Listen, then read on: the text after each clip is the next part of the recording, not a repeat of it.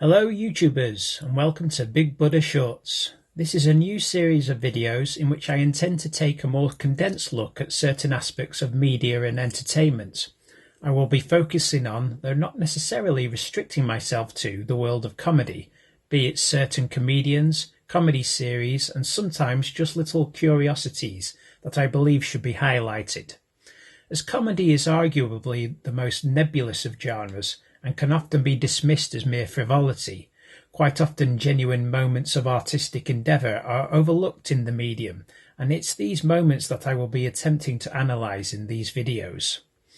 For this first episode, I want to take a look at the US animated series Dr Katz, which ran on Comedy Central from 1995 to 2002.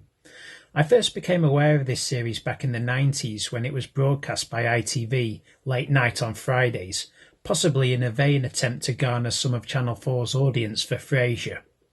The series was created by animator Tom Snyder and stand-up comic Dr Katz. A unique endeavour for a number of reasons. Yes, at its heart, it is a sitcom where a stand-up comic plays a version of themselves, only with a different profession, in this case a professional psychiatrist. The hook of the series is that all his patients were also stand-up comedians, and peppered throughout the threadbare storylines, we get to see the therapy sessions, which were essentially the comedian's set. The narrative of the set will be animated into the therapy segments to liven up these segments. This was years before Ricky Gervais was to take a similar approach, only with the podcast, with the Ricky Gervais Show. I watch my daughter. It's incredible. The other day, she's staring out the car window for 15 minutes with a smile on her face. Just smile, nonstop smile. I couldn't get over it. Finally, I just turned to her and I say, Alexandra, what are you thinking of? Candy. Candy. Candy. When's the last time you could daydream about candy? Speaking of the animation, here was another unique aspect to the series. Animated in squiggle vision, a technique supposedly pioneered by Tom Snyder, despite being essentially done in the same style as the 1980s British children's television series Rhubarb and Custard. The effect was created by drawing every shot in the series twice and having both cells played in intermittent frames to give the image a fluid quality, despite the characters in the frame being largely static save for the movement of their mouths. In fact, every shot in the entire series is entirely static, even the ones of traffic. There's a minimalist approach to the entire series, even in the casting. Dr. Katz lives with his son Ben. He's estranged from his wife, who's rarely mentioned. A unique domestic dynamic, you might say, both in situation comedy and in real life, but one that works. The comedic interplay between Katz and Ben, played by future Archer and Bob's Burgers actor H. John Benjamin, is the backbone to the series. They have a great comedic rapport. There are many writers credited to the series, including the cast themselves, so obviously their scenes together have a feel of improvisation about them. Katz will often deliver a very witty one-liner that always sounds off the cuff, and you can often hear Benjamin laughing. Yeah, but Larry's isn't the place to buy food. Larry's is the place to buy toilet paper or There's not a big selection there, that's the problem, and, everything's dirty. Well, why don't you heat up some of the Gatorade and I'll join you for breakfast. I heard if you heat it for like 10 minutes, it thickens. The character of Ben lives in the shadow of his hard-working, career-oriented father.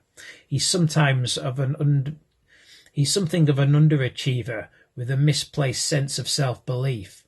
Ben has many well-intentioned schemes, but often fall at the first hurdle, thanks to his propensity to never think things through. I'm going to pick them up at the airport, bring them to their press junkets, their hotels, their restaurants. The list goes on. I think I'm onto something. Yeah, really. I do too. You don't seem excited. No, this is me excited. Don't you remember? The other major character in this series is Laura, his uninterested and unhelpful secretary, played by Laura Silverman, older sister of Sarah Silverman.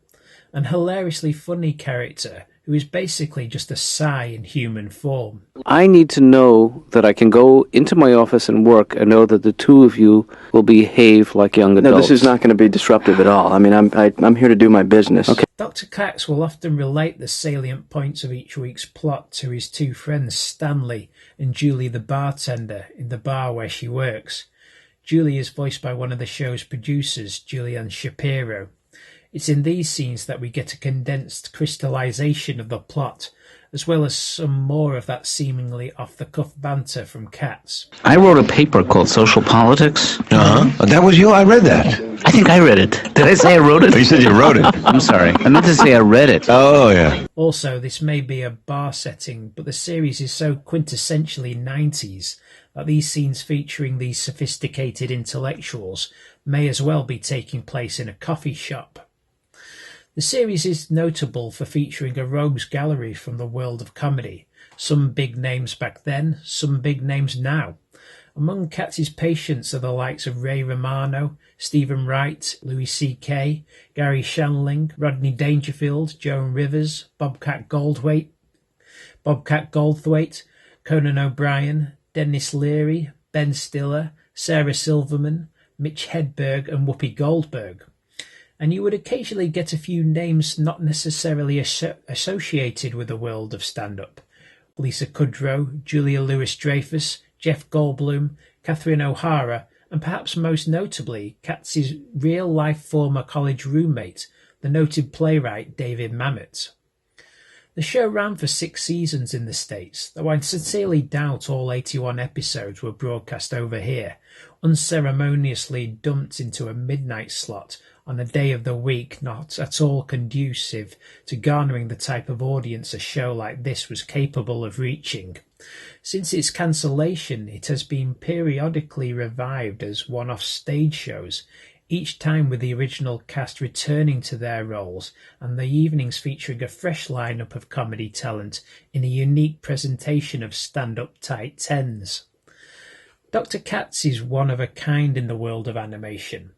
On the surface, it's extremely crude looking. Uh-huh. All right, let's explore that. What the hell's wrong with you? Your skin's like moving around or something. I believe I'm having some sort of seizure. And may well come off as pretentious and smug to some.